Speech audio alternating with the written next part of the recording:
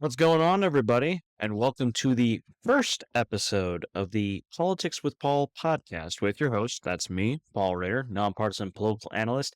It's technically the second episode because I had an intro to the how this whole podcast works. But in any case, welcome aboard. And today, the first ever topic we're going to talk about for this podcast is age. It happens to all of us. I actually am going to be 31 this month. This month as of this recording, August 2024, and it's not obviously that old in the grand scheme of things, even though I joke about it. And but when I'm talking about age, I'm talking more about for elected officials. Congress is the median age of Congress is one of the oldest it's ever been.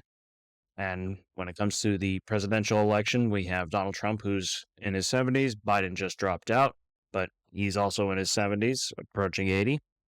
And with other events like Mitch McConnell freezing up a couple of times during a press conference, and Dianne Feinstein, who recently passed, her mental and physical capabilities also deteriorating towards the end of her life, but she was still in Congress. It's renewed a lot of calls from people to institute a maximum age limit on our elected officials, or at least for Congress. Uh, and with how many people call for it, it might seem like it's a very widespread amount of support for it, saying, well, however many people, there's a lot of people it might seem like support it. But it's not a super cut and dry argument like you may think it is. It's not cut and dry. And not everybody agrees on having an age limit. And even if they did, what would that age limit look like? And another particular development I am referring to specifically for this is in North Dakota. In June 2024, the voters of North Dakota passed a constitutional amendment to their state constitution. And I'm not going to read the whole amendment, obviously, but to read Ballotpedia's summary of that measure. I'll look at it right here on the website. Ballotpedia, an incredible resource. I used to work for them. Obviously, I don't speak for them here, but they always have a lot of great content, especially when it comes to ballot measures. So, a yes vote supported preventing an individual from being elected or appointed to serve in the United States Senate or United States House of Representatives if the individual would become 81 years old by December 31st of the year preceding the end of their term. They supported that, so now that is going to come into effect for the. I don't think it's for 2024. I'm not entirely sure, but in any case, that's the first amendment or first measure of its kind that's been instituted for the federal level. At least we actually do have age limits on our on state level judges, which I will get to shortly. I also wrote about this on my Medium blog sometime last year because of, well, before it was Donald Trump versus Joe Biden, and we had the aforementioned issues with McConnell and Feinstein for both parties. What we do see already is we have a minimum age limit for for some elected officials. State level officials, some of them have minimum ages where you've got to be 20 or 21 or whatever the case may be. But for the federal level, the U.S. Constitution just says that representatives have to be at least 25 years of age or older, have lived in the U.S., have been a naturalized citizen for 7 straight years. U.S. Senate have to be 30 years old and have lived in the U.S. for 9 straight years. And for president, yes, for presidents, had to be 35 years old, 14 years naturalized citizen, and you have to have been born in the U.S. You don't have to have been born in the U.S. for U.S. Senate or U.S. House. Now, of course, a lot of our elected officials are way above that. That's not obviously, so we're not obviously talking about the minimum age limit, we're talking about the maximum age limit, or whether there could be one, which of course right now there's not. except for now North Dakota has one. But what we do see uh, age limits in is the state level judges. A lot of state Supreme Courts and state intermediate appellate courts have maximum age limits. They usually are about 70, 75. There's some that are a little bit more specific, like 72 or 73. And I believe it's Vermont that has 90 years old for their state level judges. And some states don't have a maximum age limit, and some of them have a little bit more nuance to their exact age limit. It's not necessarily you hit 75, that's it, you then get out of here. Uh, in Kansas, I believe it is, you can serve out the remainder of the term as a state judge. Uh, yeah, I believe it's you can serve out the remainder of your term as a state level judge uh, when you hit that mandatory retirement age. It's what they call mandatory retirement age for state judges. And as soon as you hit whatever it is there, 70 or 75, you can finish out the rest of that year. But then after that, you can't serve another term. I believe that's Kansas. There's at least one state that is like that. Now, we also see arguments for term limits, which have some level of similarities. Term limits tend to be more applicable to people who are older elected officials. So there is some similarity to those arguments, but we'll keep away from the term limits argument for today, at least. That'll be an argument for another day. Maybe we'll have another episode of that. But for besides state level judges, we don't really see uh, maximum age limits. You might see it for some local level, for some local level officials. Depends on local laws, local charters. They might have something like that, but overall, though, you don't really see it a whole lot for state level and or federal level judges. You don't see it at all at the federal level, and especially with federal judges who have at least the Article 3 judges, which is like, or for example, that's Supreme Court. We do not see, or because they have lifetime terms, we don't have maximum age limits for them. So let's get into the actual debate about age limits, whether we should actually have them or should we keep it the way it is. Again, I am not here to tell you whether we should or shouldn't have them. That's for you to decide. But I'm just going to speak from what people who support having a maximum age threshold would say, and those who don't support it, what they would say. So from the pro age limit side, you're going to have a lot of people say, well, if we have younger officials, they're more energetic, they'll have fresher ideas, and especially for such a grueling job, they need that energy and fresh ideas.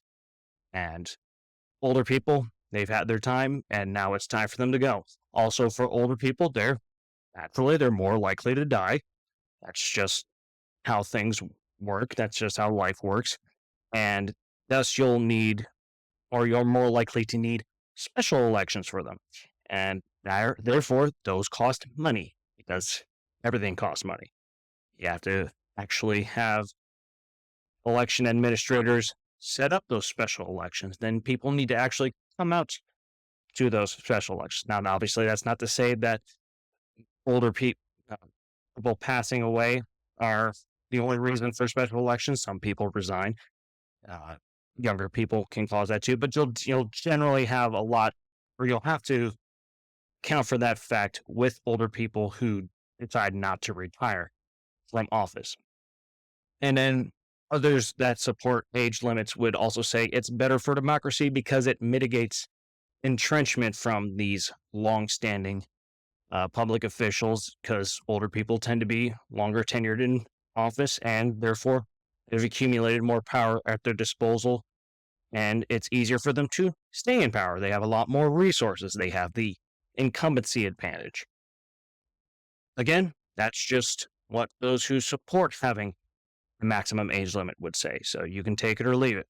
But on the opposite side, people who would oppose these age limits, some of the arguments you might see are that older people are more seasoned. They've had more experience with tackling the issues that face us, and you need that experience. And also, people age differently. So, for somebody who is too old, another person that might not be too old. I mean, you've seen a lot of 80-year-olds or 70-year-olds that they seem like they have a lot of trouble getting around or keeping up with things, and then others are sharp as a tack. They can get around. They can play several rounds of pickleball, and perfectly fine. And then they would also say people who are against age limits would also say that it hinders democracy because it's ageist, so it's a type of bigotry, at least in their eyes, and it goes against the wishes of people who want to keep those older officials in office. They'll say, who's to say that they're too entrenched? That's for the people to decide. Which of these sides is right? Again, it's up to you to decide. But let's go ahead and just get past that and say, let's have age limits. If we were to argue, if we were to agree that okay, we need an age limit, what are things we need to account for? Because it's all well and good to say we need age limits, we need term limits, we need X, Y, and Z. But what exactly does that look like? It's very easy to say we need something or that there's a certain thing that needs to change. But how exactly to make that change happen? Not necessarily agreement on what that looks like. So, some of the things that we need to account for, not necessarily a comprehensive list, is like with anything that politicians do, we need to consider political incentives. What exactly is in it for politicians if they were to support age limits? It might sound like a lot of people support having an age limit on our elected officials. And even if that's the case, do they necessarily care a lot about it where if a official doesn't support it, that would actually change somebody's vote? So if I were to say, if I'm a voter and I'm someone I really care a lot about having our officials be young and spry and energetic and fresh and all that. But I've got candidates A and B to choose between. Is my vote necessarily going to be swung by what those candidates believe about age limits? For most voters, that's not really going to happen. Yeah, somebody might be very gung ho and say, we need to have an age limit of 75, for example. Uh, and candidate A supports that, candidate B does not support that. But candidate B has a whole lot of other viewpoints that I agree with. So am I going to just change my vote to candidate A because of what they think about age limits? There might be a few people that do that, but that's not necessarily going to happen for a lot of voters. And also, if we were to have a maximum age limit for our elected officials, are we, would those officials be grandfathered in? Whereas, let's say the official is 75 as well, and the age limit would be 70. So that age limit would apply to that congressperson. There's not really an incentive for that congressperson to support that because that means they can't run for office again. Unless they were planning on retiring, then it's kind of a moot point. But if they're not planning on retiring, then how do you get them to support having an age limit? You might have to have them grandfathered in whereas they say anybody who was serving before the 2024 election is exempt from these rules. Where if you are 70 and you are already serving in office by the 2024 election, this 70-year age limit does not apply to you, for example. Then you might be able to get these politicians to support an age limit. Still, that's not necessarily the case. So all these political incentives always have to be considered. It's a similar thing with term limits. It's a very easy, sexy thing to say, "Oh yeah, I support term limits." No politician wants to look like they're super entrenched in office. Not to say that everybody agrees with having term limits, but it's sort of a similar concept. Do we all support having or if you have somebody that supports term limits, it's kind of easy to say that you support that, but if you don't, are they necessarily going to do anything in office to make that a reality where they try to put forth legislation or even a constitutional amendment they try to propose to say, this is what we're going to, or we need to have, I don't know, 4 terms maximum or 3 years max, or 3 terms maximum, something like that. It's a sort of a similar concept. It's easy to say that you support this kind of thing, or are you actually going to take the steps to do that? You need to be incentivized to do that because we naturally humans act on incentives. That's not necessarily a bad thing. It's just how our psychology works. So with politics, it's something that you need to account for even more so. Also, we've talked about it a little bit already. What exactly is the right maximum age? Is it 70? Is it 75? Is it 80?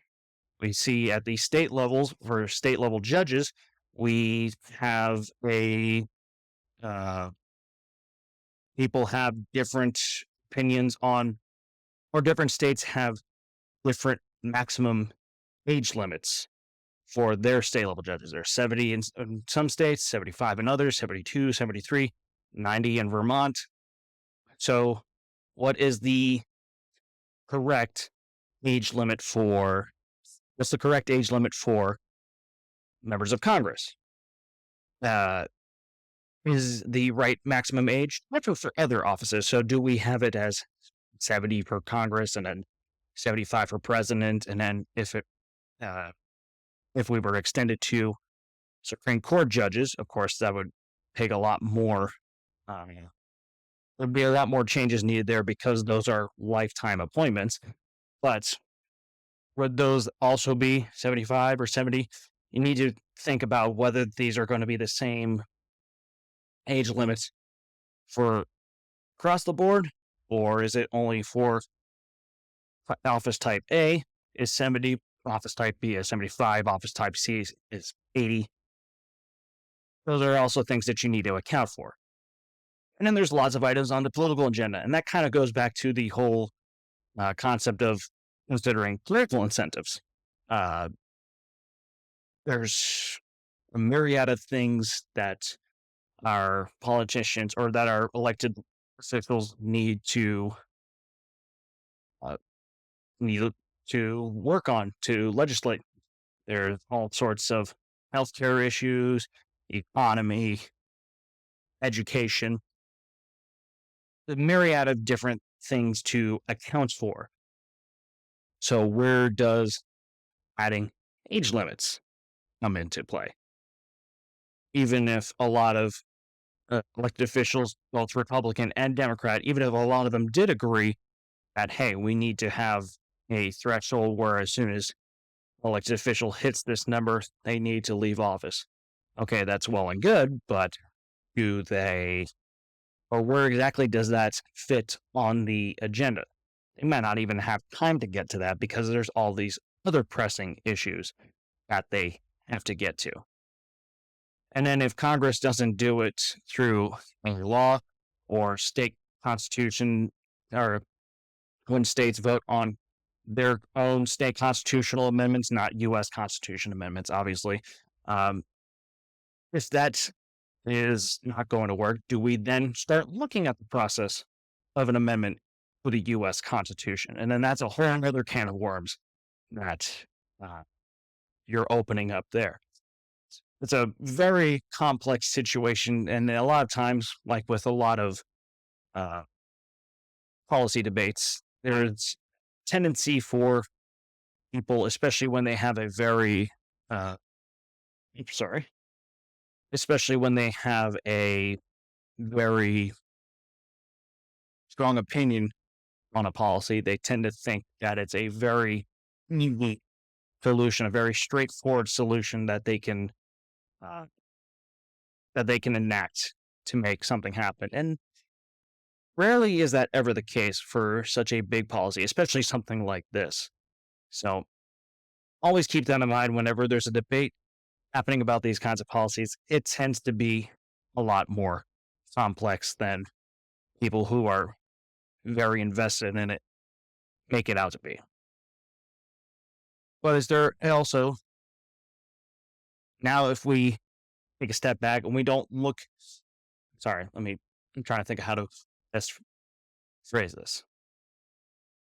If our issue is, if the whole reason we want, let's look at the whole reason we would even want age limits. If we're again assuming that we agree that age limits are needed for Congress, is there a different way to address that ultimate concern?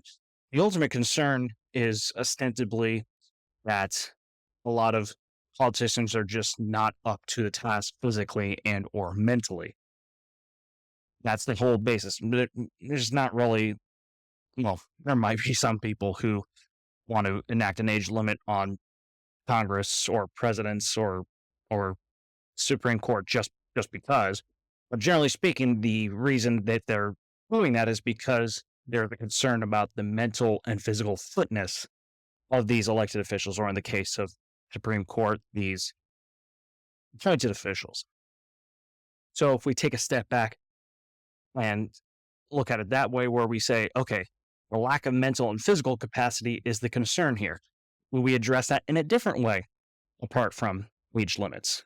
Do we have written tests? Do we have exercises? Can they play multiple rounds of pickleball outside in enough times where we can say, okay, this person is physically fit? If they pass this test with, I don't know, if they get 8% of these questions on a test correct, do we say that they're mentally fit?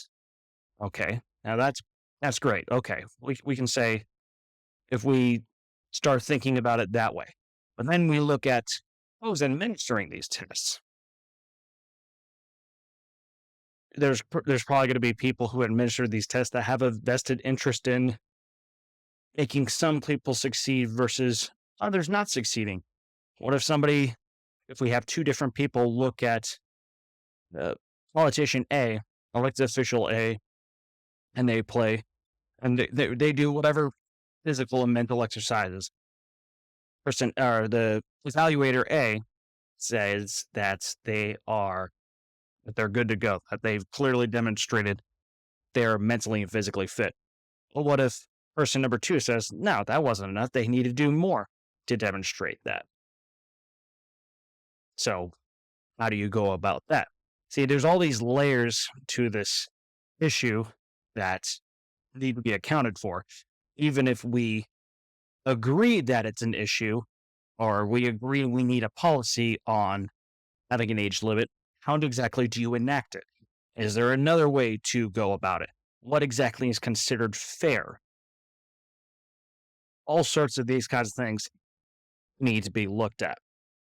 Or we talked a little bit about before, and I don't want to go into it too much because it is a whole other area to look into. But would term limits be a better option? Older politicians have been in office for a longer period of time. So then would we want to say, okay, now we need term limits? And then what would the term limits look like? There's two basic kinds of those. Again, don't want to delve too much into it for this episode, but we typically see either A, consecutive term limits, or B, cumulative term limits.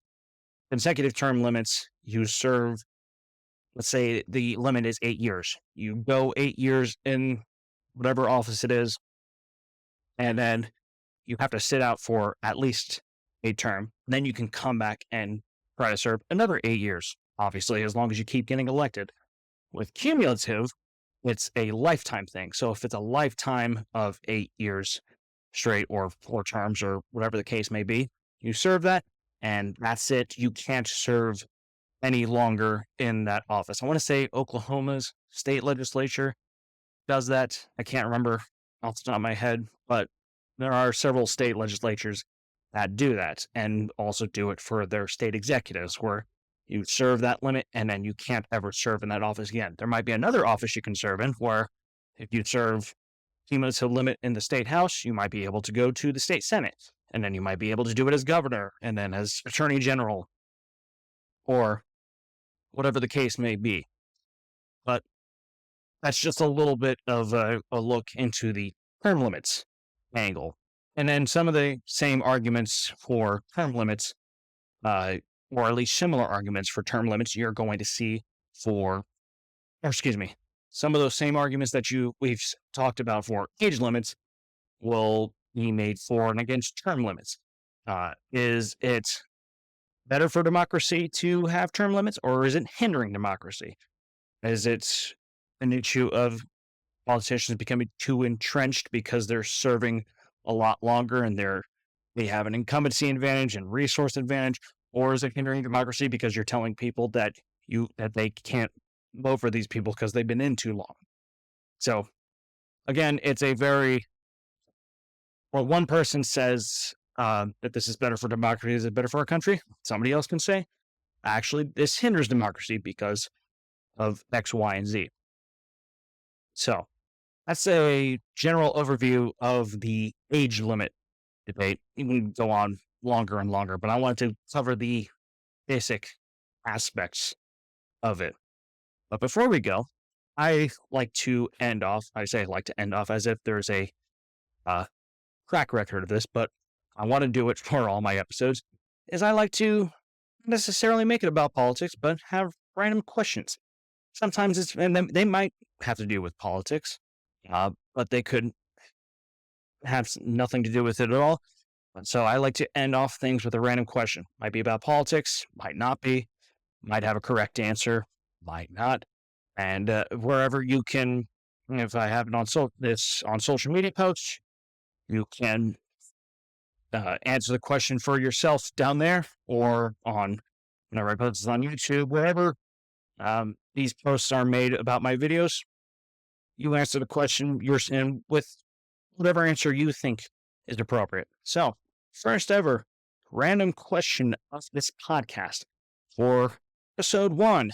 The random question of the day is, because right now Olympics are going on, which Olympic sport that you don't play would you most want to be good at? Now, I play basketball a ton, so I'm not going to include that. But if I could choose another Olympic sport to actually be good at, it's one I've never played at all, and that would be handball, because anytime I see handball being played, it just looks like an incredible amount of fun. And also to be able to take an object and rifle it as hard as I can, and it'd be so acceptable to do that, that would be awesome. And handball would totally provide that. And just looks like incredible amounts of fun. So let me know what you think about the question, and let me know what you think about the first ever episode of this podcast. So just want to thank you all so much for watching and or listening. And until next time, you all take care.